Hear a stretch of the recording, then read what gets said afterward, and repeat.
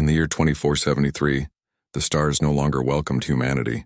For centuries, humans had reached outward from their blue-green cradle, Earth building colonies on distant worlds, trading with alien species, and slowly earning a place among the galaxy's many civilizations. But their ambition moved too fast, their minds too sharp, their will too strong. The Galactic Council, a vast assembly of over 200 alien governments, had watched with growing unease. Humans did not bow. They did not obey without question. They asked why, and then they built something better. The final vote came without warning. One morning, every human ambassador, trader, scientist, and soldier received the same message: exile. All humans were to leave Council space within 30 standard days. Their ships would be tracked, their communications monitored. Any attempt to remain would be met with force. The reason given was simple: humanity posed an existential risk to galactic harmony. No trial, no appeal, just banishment. Captain Daniel Brooks stood on the bridge of the Aurora's Hope, a battered but reliable freighter that had once hauled grain between Mars and Titan. Now it carried something far heavier: hope. He was not a soldier, not a politician, just a man who had spent his life moving things from one place to another. But in the chaos of the evacuation, someone had to lead, and Daniel had a calm voice and steady hands. His younger sister, Lena, stood beside him, her fingers dancing over a console as she monitored the refugee convoy forming behind them. She had spent her career studying alien languages, trying to build bridges between species. Now those bridges had been burned. The exodus was heartbreaking. Families packed what they could into cargo holds. Children clutched toys made of scrap metal. Elderly citizens, too frail to travel, chose to stay behind, knowing they would be placed under strict surveillance. Earth's skies, once filled with the lights of peaceful starships, now swarmed with Council patrol vessels, sleek, silver craft that moved like predators. They did not fire. They did not speak. They simply watched, ensuring no human lingered. Daniel's convoy consisted of 23 ships, freighters, medical shuttles, even a retired mining rig retrofitted with life support. Together, they carried nearly 10,000 souls. Their destination was beyond the Veil Nebula, a region most species avoided. Ancient star charts labeled it the Silent Expanse, a place where sensors failed and navigation systems glitched. Many believed nothing could survive there, but for the exiled, it was the only place left. The journey began in silence. No music played over the comms. No jokes passed between crews. Grief hung thick in the recycled air. Lena tried to keep spirits up by broadcasting old Earth stories, tales of explorers, inventors, dreamers, but even her voice sounded hollow. Daniel spent his days checking engine readouts, fuel levels, oxygen mixtures. He didn't sleep much. Every time he closed his eyes, he saw Earth's oceans, the forests of Oregon, the quiet streets of his hometown in Colorado. Would he ever see them again? He didn't know. 3 weeks into the voyage, the first crisis struck. A solar flare from a nearby red dwarf star overloaded the shields of the Dawn Chaser, a medical transport carrying over 300 elderly refugees. Its engines failed. Life support flickered. Daniel ordered an emergency rendezvous. Using the Aurora's Hope's tractor beams and a team of volunteer engineers in pressure suits, they managed to stabilize the ship and transfer its passengers. It took 2 days. During that time, Daniel barely ate. He moved from station to station, giving orders, offering quiet words of thanks, making sure no one felt forgotten. Lena worked tirelessly to translate emergency protocols into the dozen languages spoken by the refugees, some human dialects, some alien tongues spoken by human-born children of mixed heritage. She discovered that one elderly woman, born on a joint Earth-Velnari colony, only understood a hybrid dialect that hadn't been used in decades. Lena stayed up all night reconstructing the grammar from old data logs so the woman wouldn't feel lost in her final days. As they neared the edge of known space, the Veil Nebula loomed ahead, a swirling curtain of violet gas and dark matter that shimmered like a ghost. Scans showed violent electromagnetic storms, pockets of null gravity, and strange energy echoes that defied explanation. Most species turned back here, but the humans had no choice. Daniel gathered his crew. "We go through together," he said. "No ship left behind. If one of us gets lost, we all stop. We find them. That's the only rule that matters now." The passage was worse than anyone expected. The nebula played tricks on the mind. Lights flickered. Voices whispered over dead channels. One pilot swore he saw his dead father waving from a nearby asteroid. Another ship's AI began reciting poetry in a language no one recognized. The Aurora's Hope's navigation system failed twice. Lena had to manually plot a course using star positions and old-school triangulation, her hands shaking but her focus unbroken. For 11 days, they drifted through the chaos. Food ran low, tempers frayed. A child fell ill with a fever no medicine could touch. But then on the 12th morning, the nebula thinned. The static cleared. And ahead, through the viewport, Daniel saw it. A binary star system, golden and blue, casting warm light over a ring of planets. One world in particular glowed with green and white swirls. Clouds, oceans, land. Lena whispered, "It's habitable." Scans confirmed it. Atmosphere breathable, gravity near Earth normal. No signs of intelligent life. Just quiet forests, vast plains, and rivers that sparkled under twin suns. They named it Haven's Reach before they even landed. The convoy descended slowly, ships touching down in a wide valley surrounded by gentle hills. People stepped onto the soil, real soil, and wept. Some knelt and kissed the ground. Others just stood, staring at the sky, breathing air that had never been filtered through a machine. Daniel helped an old man out of the shuttle. The man's name was Henry. He had been a schoolteacher on Luna. "Is this real?" Henry asked, his voice trembling. Daniel smiled for the first time in weeks. "It is now." That night, under unfamiliar stars, the exiles built their first fire. They shared rations, told stories, and made plans. They were alone. They were afraid. But they were free. And in that moment, as the twin suns dipped below the horizon and the first alien moon rose, humanity began again, not as citizens of Earth, but as builders of something new. Something stronger. Something born not from permission but from will. The first year on Haven's Reach was hard. The air was clean, the water pure, and the soil rich, but survival was not guaranteed. The exiles had brought supplies, tools, and knowledge, but they had no factories, no power grids, no backup. Every day was a test. Yet they did not complain. They worked. They built. They learned. Daniel Brooks walked the settlement every morning before sunrise. He checked the water purifiers, the solar arrays, the perimeter sensors. He spoke with farmers, engineers, medics. He listened more than he talked. People called him captain, though he had no ship to command anymore. He didn't correct them. Titles didn't matter now. What mattered was whether the crops would grow, whether the children would stay healthy, whether the night would pass without danger. Lena Brooks spent her days in the makeshift lab, a dome made from salvaged ship hulls. She studied the local plants. Some were edible, some were poisonous. A few, she discovered, could be used to make medicine. One vine with silver leaves and blue flowers healed burns faster than any synthetic gel they had brought from Earth. She named it Hope Vine. Soon, the whole settlement knew it by that name, Marcus Bell, a quiet man who had once repaired fusion drives on cargo haulers, became their chief engineer. He rigged wind turbines from scrap metal and old thruster parts. He built a small hydroelectric dam on the river that ran through the valley. At night, lights flickered on in the homes, not bright like city lights, but warm, steady glows that meant safety. People gathered around them, mending clothes, teaching children math, sharing news. Nora Finch arrived on the second wave of ships. She had been a botanist on Europa before the exile. Now she worked with Marcus and Lena to design closed-loop farms, systems where waste became food and food waste fed the soil again. They grew wheat, potatoes, beans, and even tomatoes under transparent domes. The first harvest fed everyone for a week.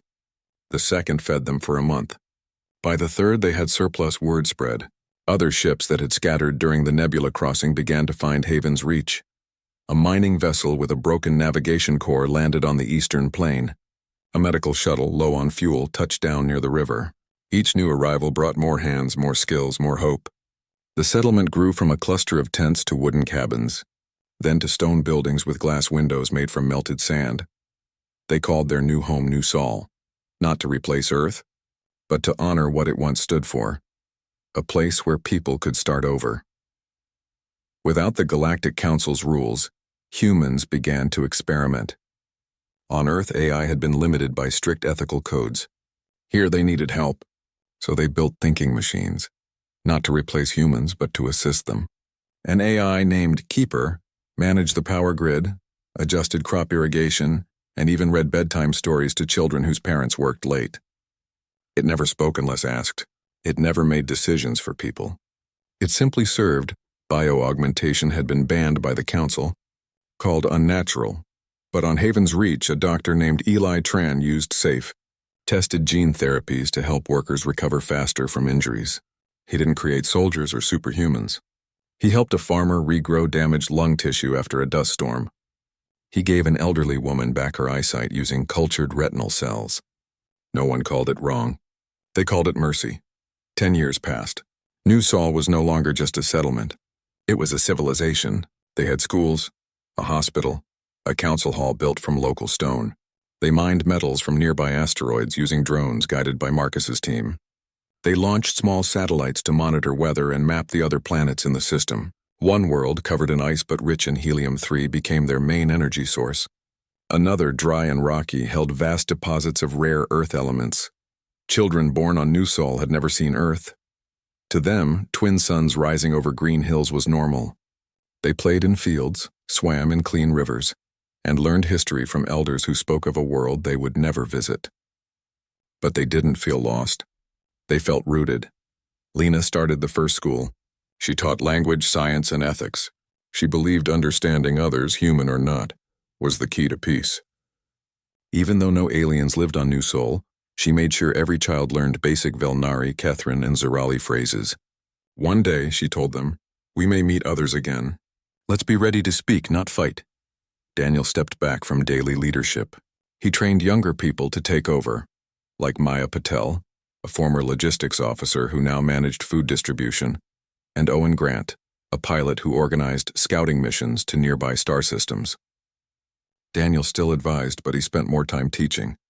He showed children how to fix engines, how to read star charts, how to lead without shouting. The people of New Sol did not build an army. They built a society. They valued cooperation over competition. They shared everything, tools, food, knowledge. If someone invented a better water filter, they gave the plans to everyone. If a family's home burned down, the whole town rebuilt it in a week. There was no money, no corporations, just need and the will to meet it together. Yet they did not forget the galaxy. Small scout ships, cloaked and fast, slipped out of the system now and then. They carried no weapons, only sensors and recorders. Their mission was simple: listen, learn, stay hidden, but stay aware. One such scout, piloted by Elena Ruiz, returned after a 2-year journey. She brought data, encrypted signals, trade routes, news fragments. The Galactic Council was weakening. Fights broke out between member species over resources. The Varelians, once the strongest voice in the council, were hoarding energy cores and spreading lies about other races. Some species whispered that humans might return. Others feared it. A few quietly hoped for it. When Daniel heard this, he said nothing for a long time. Then he looked at the fields outside the council hall, where children were helping plant the spring crops. "We're not going back to fight," he said. "But we won't hide forever either." New Sol was no longer just a refuge. It was a promise that even when cast out, humanity could build something better.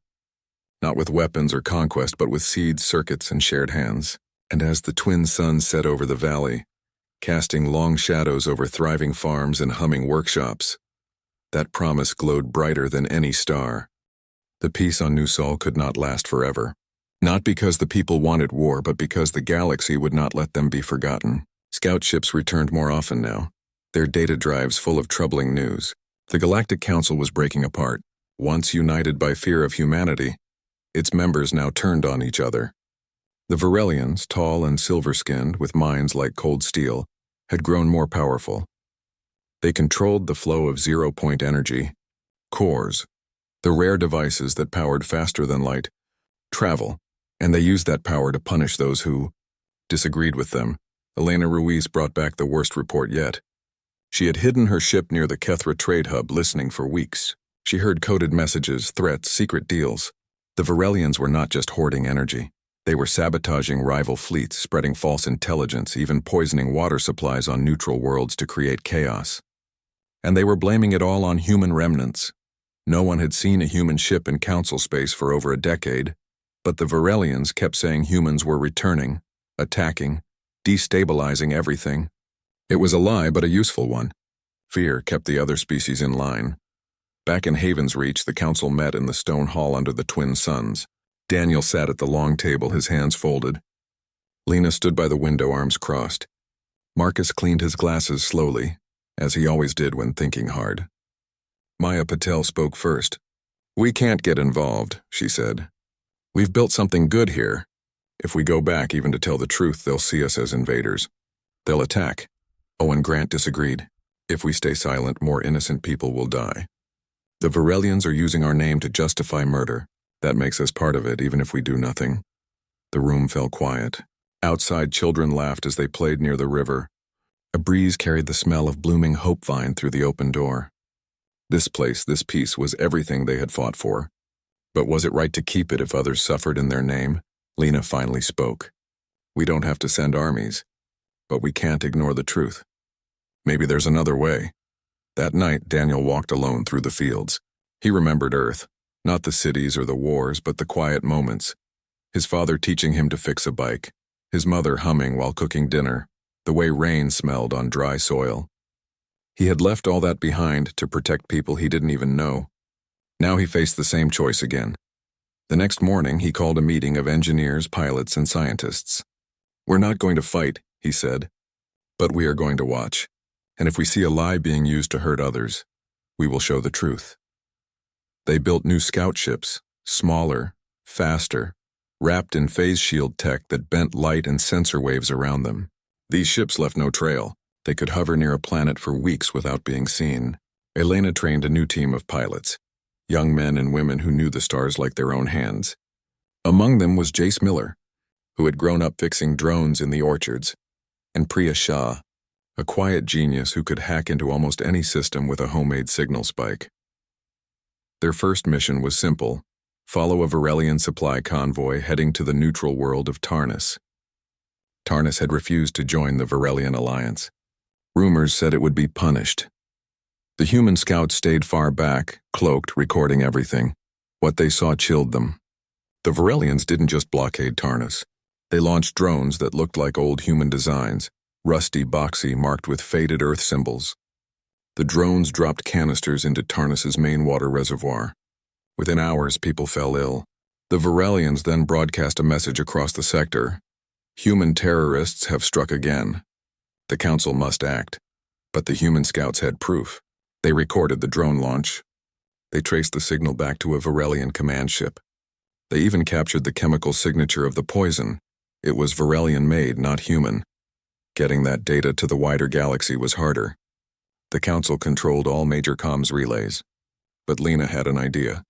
Years ago, she had studied how alien species shared stories, not through official channels, but through song, art, and underground networks. She reached out to old contacts using coded messages hidden in music files and star maps. Slowly, the truth began to spread. On the planet Kethra, a musician played a tune that contained coordinates to the hidden data cache. On Zorali, a street artist painted murals showing Varelian ships disguised as human ones. On dozens of worlds, people began to question the official story. Protests grew. Some species demanded an independent investigation. The Varelians responded with more force, more lies. Back on New Sol, the people watched the news with heavy hearts. They saw riots, crackdowns, families torn apart by fear. Maya argued again for staying out of it. "We're safe here," she said. "Why risk everything for people who once called us monsters?" But Owen pointed to a screen showing a child on Tarnus lying in a hospital bed, too weak to sit up. "Because that could have been us," he said. "If we had stayed on Earth, we'd be living under lies too." Daniel made the final decision. "We won't attack, but we won't hide the truth either. From now on, every scout mission has one goal: find the lies and show the light." The work was dangerous. 2 scout ships were nearly caught near the Varelian homeworld. One pilot, Jace Miller, had to eject into deep space and drift for 3 days before rescue came. But they kept going. They recorded Varelian spies planting fake human weapons on peaceful colonies. They caught a council diplomat accepting bribes to spread anti-human propaganda. They even found a secret Varelian lab where they were building war machines shaped like human soldiers. to use in future false flag attacks. Each piece of evidence was sent out through hidden channels. Slowly, the tide turned. Species that had once feared humans began to doubt the council. Whispers of rebellion grew louder. On some worlds, local governments refused Varelian orders. On others, citizens tore down anti-human posters and demanded peace. New Sol remained quiet, but it was no longer invisible.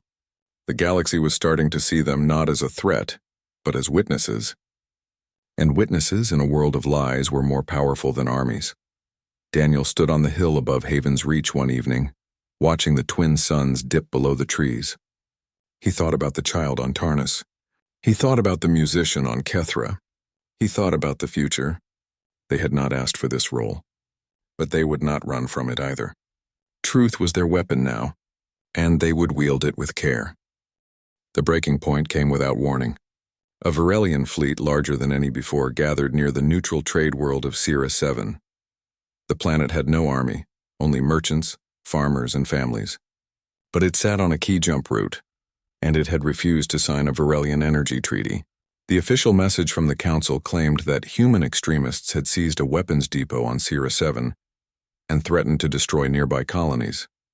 Broadcasts showed grainy footage of masked figures in old Earth-style uniforms planting bombs near the spaceport.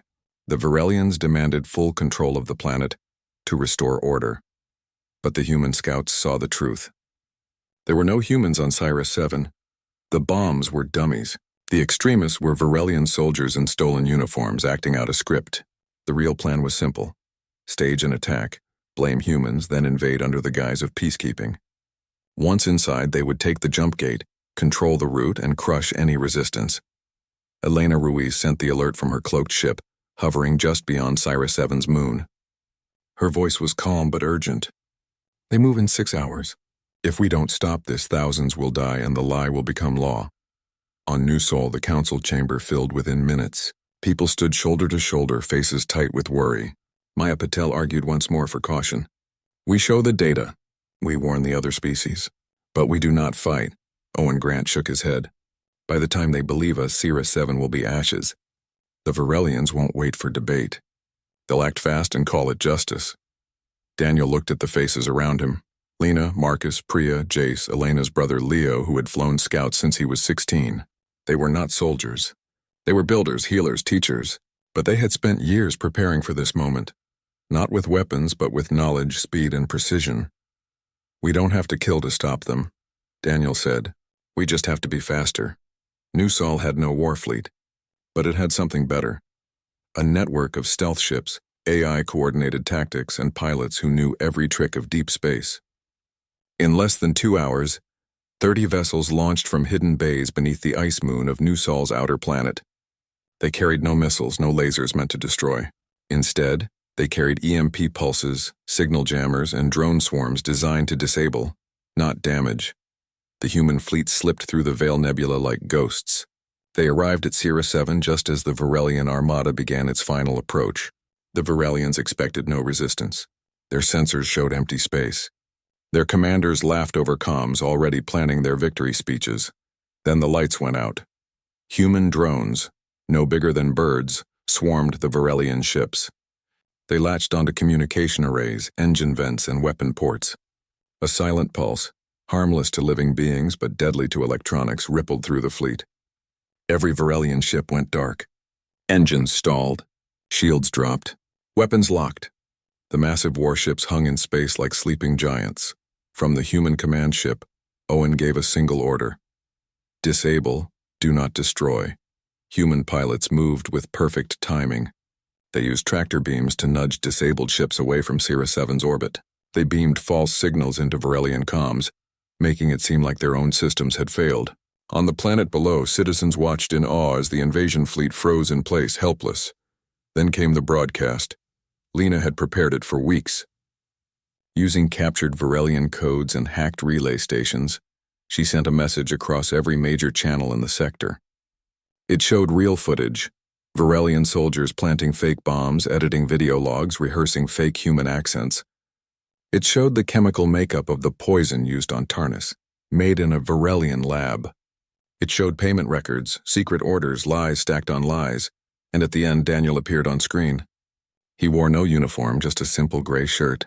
He stood in front of Nusol's twin sons. "We were exiled for being different," he said. "But we did not become monsters. We built a home. We healed the sick. We fed the hungry.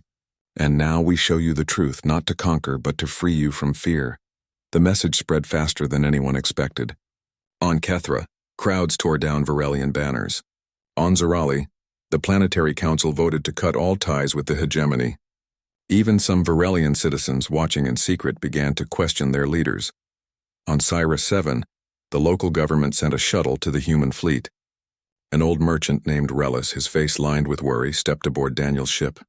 "Why help us?" he asked. "We once voted to exile your people." "Because no one deserves to live in a lie," Daniel replied.